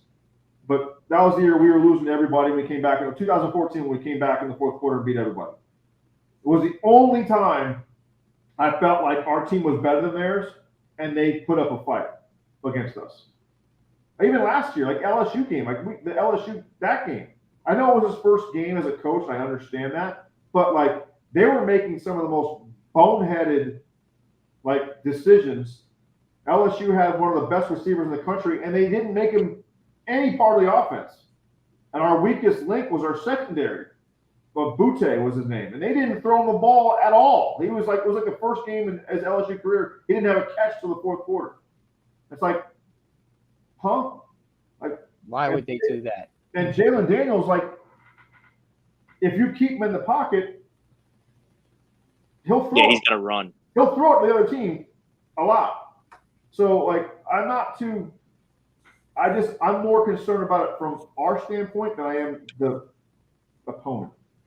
So I'm going to look at the line for that game. It's 2.5 LSU. I four are Georgia, Bama, USC, Michigan. As much as I hate to say Michigan, because I'm tired of Michigan. I'm tired of it. They're always good. I can't stand Harbaugh. I just think they're the most overrated team in the country every single year. After he ran up 77 points against Rutgers, I've had a stern hatred of him because there was no reason for that. I don't like Michigan. I don't like Ohio State. I can't stand them. Actually, I'm with you there. But Harbaugh. He's just quarterback. He like the fourth pick in the draft in the '90s, and he can't recruit a quarterback to develop a quarterback to save your life. Well, he had 5 national championships at Michigan if he had a quarterback. He's stuck. But I will say this: last year's team was the best team he's had by far. Yeah, they choked miserably in the playoffs. Completely choked. They were shocked that the other team showed up. That's how I felt. Watching the game, I was like, "Wait a minute! Did you?" I still can't understand how they lost that game. I love that. I cashed in big on TCU in that game. Loved it. So we're under the agreement that. Trust me, I don't want to see Georgia again. I don't want to see Bama again. I don't really want to see USC because I think I love Lincoln Riley. Right, he's going to be what he is. Another one of those guys that gets there and can't finish it. He's going to be the coach. He might be the coach of the Cowboys next season. Right, and they'll be irrelevant again for another 10 years because he just. Lincoln Riley, he's had great teams in Oklahoma. They get in the playoff. Hell, he had the Heisman Trophy winner. And bunch of them. They got. But he never has a defense. They get boat raced. Yeah, their defense has always sucked, though. That's the problem. Atrocious. You think USC's any better defensively? We will never know. No, they've always kind of been a little soft defensively, even when they were really, really good. Even they're really, really, really good. Yeah, they had Palomalo. Don't get me wrong. Those Pete Carroll teams were ridiculous. Yeah, but even then, their defenses were very. They always seem to get run over. So like, I mean, they would get big turnovers. That's how they would stop you. They never stop you on downs. Right. Their offense would put them in positions where they gotta take chances, and they were opportunistic. I mean, the winner of the Big Ten is going to get in, right? USC is going to be the outside liar who knocks the ACC out. Could be, or ACC is probably not going to get a playoff game unless Clemson goes undefeated, or Florida State goes undefeated. If Florida State goes 11-1, they'll get in. I think. Depends who's the loss to. I think they beat LSU, they lose to Clemson, and then we play Clemson again in the ACC championship game. Get a split with Clemson. You know, if we keep it close in Clemson, and say we lose 27-24, and you run the table and you beat them in the ACC championship game, you can get in that way. It's not easy to do. That's your path, for sure. But I'm a homer. I get it. I get it. But I'm hoping that's enough. But it depends on what. If you beat LSU, I would think so. But it just depends. The one thing the committee's been super consistent with is once you get your second loss, you're done. You're not getting in. You're out. You're out. For sure. But let's just wait and see if one of the big bad SEC teams get 2 losses. And say there's an SEC team with 2 losses and there's other conferences all have 1 loss. Then you'll see it. You'll see them put in a 2-loss team. Well, they didn't do it for Bama last year. I mean, they probably should have based on how the national championship went. Yeah, I mean, they could have for TCU. You don't think they're going to weigh that in the decision this year? Yeah, because the national nobody watched. Everybody turned it off in the first quarter. Everybody loves to tell you what. I told you so, right? All the naysayers in that room that were like, we're going to leave Bama out. Like, you can't tell me those people in that room were going, Bama's better than TCU. But we can't do it because it'll screw up the entire system if we don't bring TCU in. But they lost their conference championship game. They shouldn't have been in. Right? Are we talking about, right? That's how I feel. Yeah. You know, like the only team that was going to give Georgia a game was Bama. That was the only one. Because Georgia didn't even play Bama in the SEC title game because Bama lost to LSU. Correct. Anyway, I do think Bama. I don't know that LSU Florida State game, and that might be the biggest game on the whole schedule. I don't know. LSU Bama's a good one at the end there. Because I feel like if Florida State loses the LSU game, they'll drop to like 15, 17. If LSU loses that game, they'll drop to like 10. So they're still in it. So they can still – that's what the rankings work, right? Because they know they have a couple SEC games they want to play. The only rankings that really matter is that playoff rankings, which I don't think come out until October. Right. So even that's a bunch of – that's like BCS on steroids. But, like, there's – the one thing you can say about the SEC, for the most part, is they play head-to-head, right? For the most part. Not every year, but they have a chance. Like, LSU plays Alabama, all right? Yeah, every year. There's your – you want to get in? You got to win that game. You know Bama plays Tennessee every year, too. But Tennessee wasn't relevant for God knows how. No, but they are sometimes. I think they're good this year. I don't think Tennessee is still relevant because I just feel like until that offense proves to me they can do it against a Georgia or a Alabama consistently with a new quarterback. I mean, they did it last year. Consistently. They beat Bama last year. That's why Bama didn't get in. Correct. I understand. I said consistently. I know they beat them last year. But, like, I'm not sold on that. It was Tennessee an aberration, or are they building and they keep going? That's why I'm curious to see Tennessee this year because Florida's not going to stay down.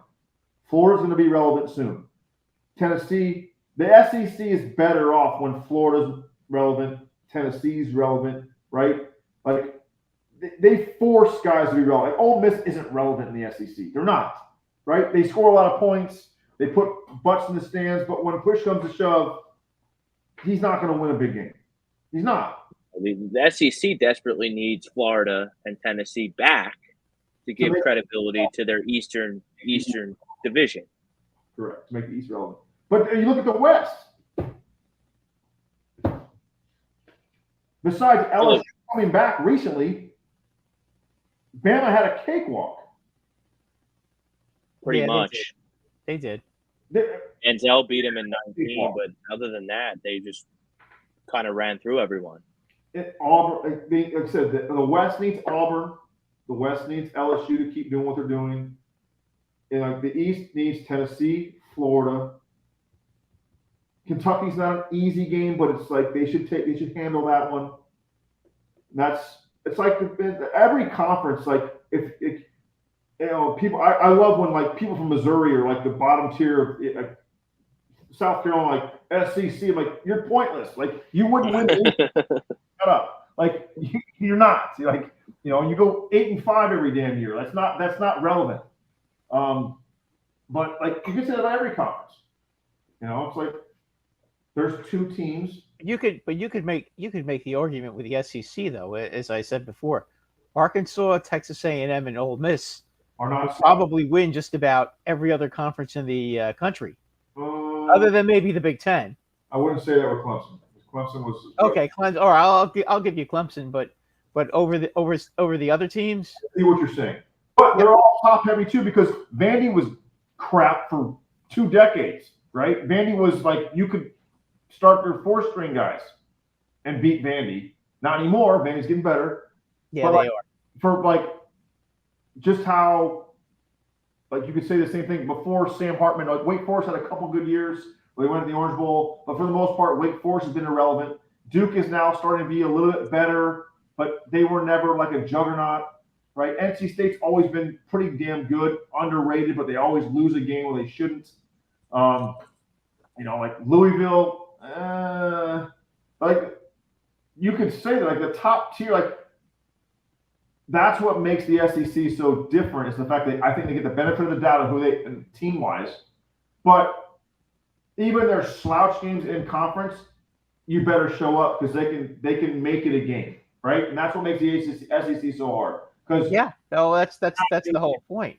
There's no you better show up against those teams because they could beat you if you don't. And I said that about I said that I'll say Clemson last year. If you didn't show up against if Clemson didn't show up against Wake could have beat them. If you didn't show up against Louisville could have beat them. Clemson wasn't that top tier playoff team, but I feel like if you're a playoff team, you handle those games, right? You put 50 on them and you win 50-17, right? And then you can say that about the SEC too. If you're a legit national championship contender and a playoff team, you might have one game, right? You might have an Ole Miss game where it's 55-50 because Lane Kiffin has a way of scoring on Nick Saban, but Alabama dominates whoever. Let's just say South Carolina. Let's just say, the teams that end up in the Final Four from the SEC when they play teams like Mississippi State, teams that are okay. A&M, if they're not on their ball, A&M will get blown out, right? Yeah, they're going to get rolled. Agree. Right, but if they're just a top 10 team, that Ole Miss team, that A&M team, they can beat them. They can give them a half. But that's the difference. Most teams can't give them a half, right? Right. If you're I always say this, if you're the national champion, like Georgia has been, like Clemson was when they had Lawrence and Deshaun Watson, like games are over at halftime. Like they just absolutely demolished. Like I go back to my glory years at Florida State. We're in the top 2 every year. Like we were done at halftime. It was 50-6, 50-3. Like we were shocked when the other team scored. Like, man, I hate for those defensive guys. They're going to have to run their brains out this week because they gave up a touchdown. It's just and they would come in oh, Georgia Tech's the number 18th ranked team in the country. I'm like, these guys are terrible. But we were just that much better than everybody else. And there's always one team like that for the most part every year where you're okay, by week 5 you see it. They're that team you thought was pretty good, and they just put 60 on them like it was nothing, right?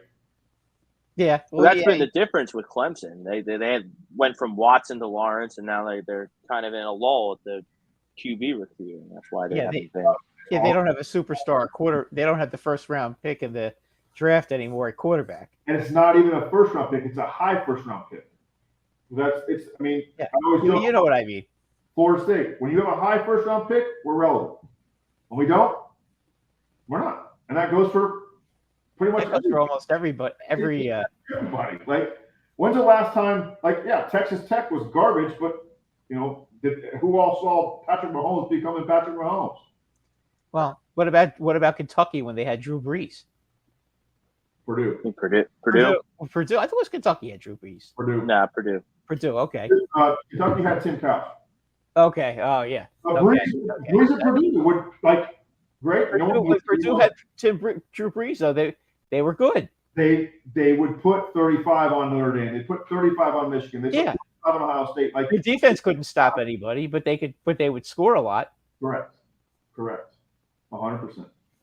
So I don't know where we go with this, but I don't know what the answer is, but I know that these conferences are going to be a train wreck come next year. It's only going to get worse. I do like Penn State in the Big Ten, and then USC goes to Oregon in November. That's going to be that's going to be their downfall every year. Bo Nix, I can't even believe he still has eligibility. Like, he's been there forever. I said about Jordan Travis. He's like 20. I feel like he's 26. We did with the 30-year-old quarterback, so I don't want to hear anything. I do like USC out there. I just don't think they're going to lose. I don't think no one's going to beat them. They'll beat Notre Dame. Not going to be able to handle Caleb Williams. I think they scored 50 against Notre Dame. You might be right. Like, I just don't see. Do I think they're a top 4 team in the country? I think they're on the cusp, but I just don't see them losing. They're as much of a shoe-in to the Final Four for me as Georgia is. I just don't see anybody in their schedule that can beat them. Maybe I'm wrong. Maybe there's a team out there there's always one team out there that no one really pays attention to that shows up, right? But I don't see it. And there's going to be 2. Like, I don't see how the SEC doesn't get multiple teams in this year. Georgia? Yeah. The winner of the LSU-Alabama game, right, gets in. USC, Michigan. Or whoever wins the Ohio State-Michigan game. So you're not on Penn State like me and Brad. Maybe that's a little homer. Yeah. Well, I think without a doubt. I mean, I like Penn State. I mean, that's. I think Penn State really messed up last year by not letting Aller play, because Aller was there last year, Brad. He was the backup to. Oh, he was. Didn't know that. He never played. Is like in the second tier. Like, if you had the 8 teams this year, right? If they have the 8 teams this year, I think Penn State gets in. I think Florida State gets in. Notre Dame would probably get in. Yeah. I don't know. Maybe. How? It would be close. They're going to get beat by USC. They're going to get beat by Clemson. Well, they're going to have to step up and win. They're going to get beat by Ohio State. That's 3 losses. So, like, you're looking at like 8 teams, right? You're talking 8. You're talking, hell, you might even get Georgia, Bama, LSU, USC, Michigan, Ohio State, or Penn State. Well, next year, 6 of the 8 are probably going to be big. It's going to be a top 3 from SEC, top 3 from the Big Ten, and then 2 wild cards. Is basically how it's going to shake out. Correct. You get a Florida State or a Clemson in there, and that would be a Big Ten. Florida State would be a Big Ten next year. They're not going to the Big Ten. I don't think. I'm going to go in the SEC. I don't think it's happening. I don't think it's happening. I hope I'm wrong, but I don't see how they can pull this off in the next 3 weeks. They gave a deadline or whatever it was. I just don't see them being able to pull it off. So they're still – it's not official yet. They're still trying to figure it out. But that ACC contract is a bitch. Like, they're getting – like, for us to leave, we have to pay $30 million a year for God knows how – I forgot how long it is. I think that contract runs out in 2030 something. Oh, geez. So, yeah. So get it back. You're going to get it back Right, but still, like, Double though. you think, okay, so if we get 60, and we're already getting 30 from the ACC, what good does it do to leave? Because basically, we're in the same predicament in a harder conference then. We're getting half of what other schools are getting in the SEC because we have to give it 30 back to the ACC. Well, short term. That's not forever though. 2036 or something like that. It's something asinine. Like whoever Oh, it's that long, then that's a long. Whoever signed that contract should never be allowed to touch anything in college sports ever again. Like it's horrendous. But you're talking a lot of money. So like again, like you're talking half of our payroll. Yeah, if it was just for like 5 years, hell yeah, we'll make it back in the long run for sure. But if you're talking 5, 10, 15 years, so now we're going to be able to compete. Right. There's no way. Now we're going to have to go up against Alabama, Georgia, LSU, Ole Miss, A&M with half the revenue they're getting. Good. We're already in that predicament now. Yeah. Yeah, I get it. Sign me up for Florida State, Miami, and Clemson going to the SEC. Fantastic. Put them all in the East. It'll make the East better. And you'll have Texas and Oklahoma coming over as well. I think you put Clemson in the West. It sounds crazy, but you put Clemson in the West. I mean, why not? Nothing else makes sense. So, like, I mean, yeah, just put them in the West. Who cares? I mean, like, what we ever thought would be logical. It'd be great TV because then you would have Saban versus Dabo every year. I'd be curious to see where they put them. Because you put them in the East, they have South Carolina. That's an in-state rival. That wouldn't be a bad idea. But like I said, I don't think you can put, because then you got to even it out. Because where's Oklahoma and Texas going? Are they going to the West or are they going to the East? I don't know. Are they going to get rid of the East and the West too? I haven't paid that much attention to it. Haven't read that yet. I just know the Big Ten is doing away with that. Do we rename the conference the Big 16 because there's 16 damn teams in it now, or 18 teams? You can't call it the Big 10 anymore. Hell, the Pac-12's got 4 teams left. So if you had that many teams, then that you're not even playing all the teams then. Correct. That's where it gets screwy. So I mean, you could make the argument that whoever gets to play like Rutgers and Northwestern, Maryland gets kicked and around. Minnesota. I mean, they're gonna have a distinct advantage. And that's where, like I said, that's where, like, again, Florida State, the ACC, they're doing that this year. It's like you look at some of these schedules, like they don't even play. Like, look at our schedule compared to Louisville's. It's like, give us Louisville's schedule. I have absolutely no qualms. We'll make it to the ACC championship game with our eyes closed. But that's not the case. Like, damn. Like think if we didn't have Clemson on our schedule. Yeah, then you wouldn't. Even if we lost, we go 11-1. Then you beat Boise State. But then we play Clemson in the AC championship game. Now we're gonna have to run into them twice. That's tough. But the Clemson Florida State games put butts in the seats and it gives you TV and it's on ABC and right. Like no one wants to watch the Florida State Grambling. Yeah, and there's going to be a million eyeballs on that game. And it's going to be prime time. They're going to have game day. It's going to be 8 p.m. It's trust me, that place at 8 p.m. it's a fun game to go. It's a fun game to watch. As much as I hate Clemson, it's that's the ACC. That's the darling. That's what it better be. That's the ACC's only hope is that game right there. So I'm pulling for your. All right, I'll pull for Hey, a lot of my friends would be really happy if Penn State makes the playoff. Fine. I would too. That means that either one or both are gone. At least one's out. Right? It would be nice. It would be nice. Just for the record, Doug, so that you know, I'm a Rutgers fan. I got you. So I basically I sit there and when I watch the games, I sit there and I'm just it's like Animal House. Thank you, sir. May I have another? Wham. I went like with the year they scored 28 points against Ohio State. I thought I wanted to celebrate. I mean, they lost 49-28, and I'm like, oh baby, we got 28 points against covered. It's probably a cover. Yeah, and then I go on Facebook to brag, and everybody's like, "Yeah, but Ohio State has no defense." I'm like, "Yeah, but Rutgers actually scored 28 points against somebody." Yeah, then the same people that say they don't have any defense are wondering why they're not in the playoff. You're right. Yeah, you just told me they don't have any defense. That's why they're not in the playoff. That's why they didn't beat Michigan. Right. But reading what this guy said right here, that last thing to say, he's right. Big Ten's gonna have 3 games in 3 different time zones.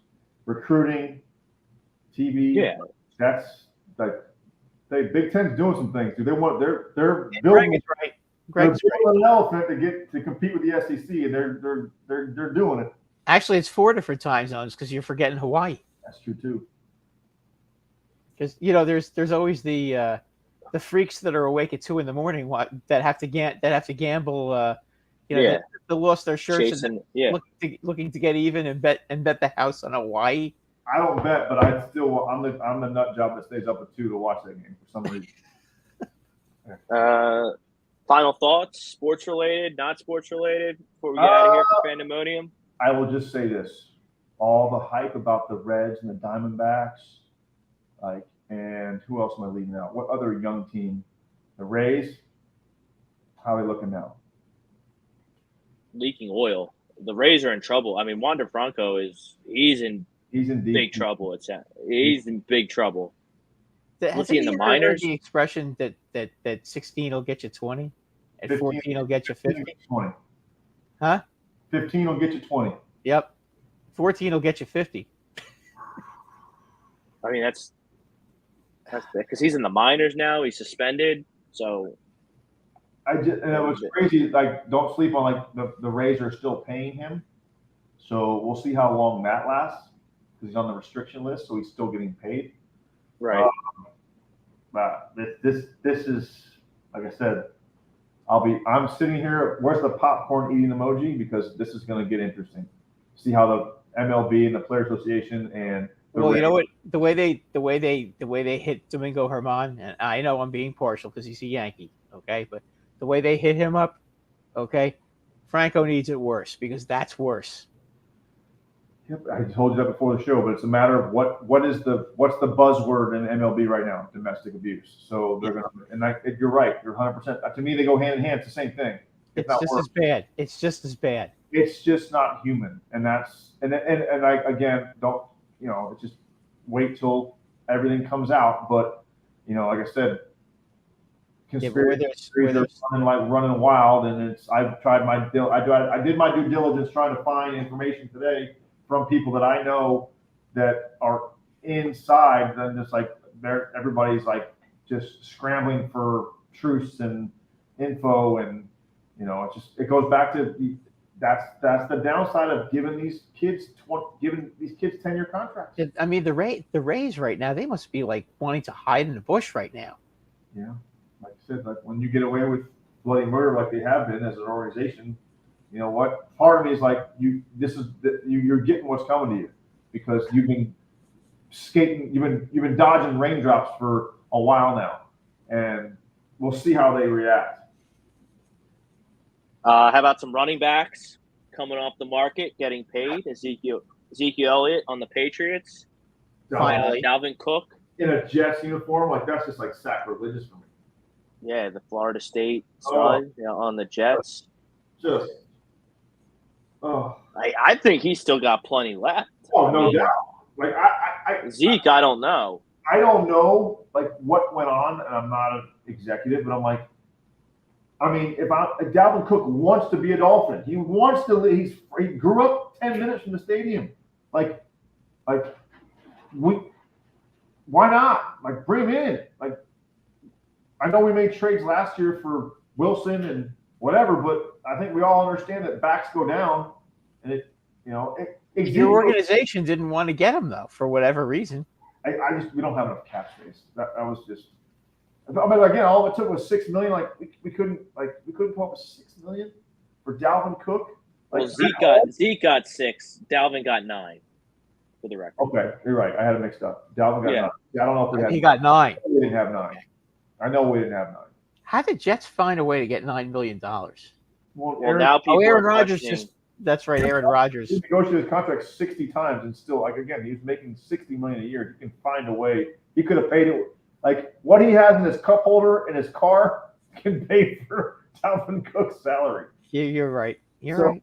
Like, you know, and then Zach Martin came back. Zach Martin got a little 2-year extension for the Cowboys. They had to do that, though. Yeah, they did. They did. I mean, they can't afford to lose him. Now I'm curious the Jonathan Taylor thing, right? That's his name from the Colts. Yeah. Colts. Jacobs, Raiders, $580,000 a game. That ain't peanuts. That's pretty steep to lose that much money. Well, I don't think Jonathan Taylor's showing up because of his. He's there because of his contract. He's there. Did he show up? Yep. I hate training camp and I hate preseason football. He's on the pup list, so he can't perform, but he's there. Which that's something, I guess. It's the same shit, though, because basically, and I don't blame him because that's what I would do. I'd be like, look, my ankle hurts, but you got to pay me. You don't want to give me a contract, you don't want to trade me, guess what? My ankle hurts. I think he would be participating if the owner wasn't such a douche. It ain't like he just became a douche. He's been a douche for. I understand. So yeah. And, what about your boy? Your boy Harden? Are we on? Yeah, James Harden. Oh boy. He's over in China calling everybody a liar. And to think that you traded Ben Simmons for him. No, because Morey is so stupid. Because Morey is going to drag this thing out. Because the James Harden trade, like for Ben Simmons, that swap, that fell right into his lap. Because James Harden threw a little temper tantrum in Brooklyn, and they had to get out of there. And we had Ben, we had to get out of there. So it was perfect. Right. That's not going to happen again. No. So he's got to get him out of here quick. But like, just take what you can get. The guy's a loser anyway. Like that's what I mean. Like, how many people are going to? I mean, what? Every city, it's every team, it's every coach, it's every owner, it's every GM. He's got a problem with. Sooner or later, you got to look in the mirror and be like, maybe I'm the problem. I mean, did he have it so bad when he had Kevin Garnett and Kyrie Irving? Like $40 million though. That's why he's not like. What do you do? Like the only team that's never not complained about is Houston, and they stink. The baffling thing about it is he opted in. Of course he did. It's free money. But he could, if he didn't like it here, he could have opted out and got him. Someone would pay him. The NBA, because no one's trading for him. That's the whole thing. But Doug, my point is he could have been a free agent. I understand that, but like no one wants his salary. It's something I want a player. Like again, he's not stupid. Like he opted in because he didn't think he was going to get. If he thought for 1 second he could get $35 to $45 million in the open market, he would have. Yeah, that's true. He just figured he'd have his cake and eat it. He ain't stupid. He ain't, like they're not money dumb. Like they know what the hell they're doing. Like they do their due diligence before they opt in and opt out. He's realizing right now that nobody wants him. Not for $35 million. He wasn't going to get paid that by anybody. So now he's crying like, oh, my owner sucks. Again, like you think you're doing yourself a favor, but like there's only so many teams left that really want you, and you're just doing everything possible to alienate yourself from everybody, like you already did when you gained 40 pounds and you couldn't run on down the floor. I mean, I'd like him to elaborate. What exactly did Morey lie about? But he wasn't a good player. Because Morey watched him play in the playoffs last year and said, I ain't extending you max anymore. I might have said that before, but I ain't doing it now. You quit. How he treats this one is like, again, I think the best thing in the world that can happen to the 76ers is they get rid of both of them. Start over. You're never going to find that though when you play with a B. You're not. You've tried everybody. It's a train wreck. You had Jimmy Butler, for God's sakes. How'd he look now? He looks great. Like that's my point. At some point, I would think Philly fans are smarter than that. They go like they're chanting MVP. Yes, he did great. But at the end of the day, do you want an MVP or do you want to win a championship? You want to win a championship. He's run everybody out. But the only one he likes is James Harden. What does that tell you? Like that's bad. Completely backwards. They had their chances with the draft. with all the picks they accumulated, they took 3 centers and 2 guards that were stiffs. Mm-hmm. And now you're stuck with James Harden, and who bashes the. I mean, how would like a walk-in being James Harden first day of camp? Hey guys, how's it going? He said he's not coming. But I mean, if you good for him. You just got done absolutely burying everybody that ever works in Philly, and you want here. Hey guys. Well, Embiid's like he's gonna try and like talk to him and like convince him to come and play. Like, cool. Sixers, just constant agita with the Sixers. It's fine. It's funny at this point. I'm like done being mad at it. Like they go out in Game 6, they scored 86 points, then they quit in Game 7. And now they're all unhappy, and they have a new coach. I don't.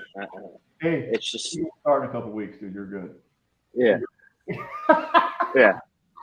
It's kind of like me waiting for baseball season to be over, so I don't have to watch the mess that I'm watching that I have on the TV screen right now. It could be worse. You could be a Met fan. It could be worse.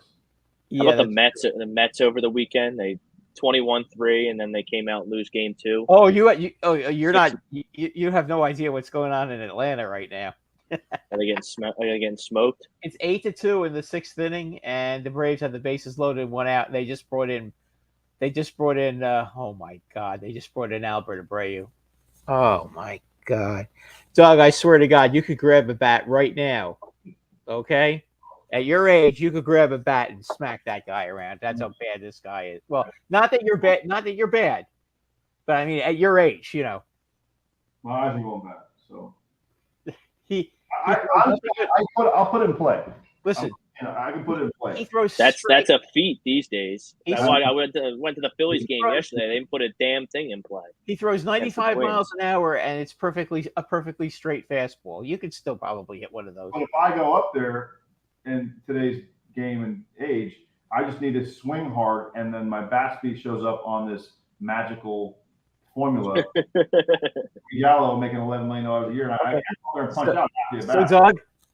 First pitch by Albert Abreu with the bases loaded. You want to guess what he did to it? He threw Salami? No, wild pitch. I think you can't make this up. The ball bounced back 10 feet in front of home. Oh, my God.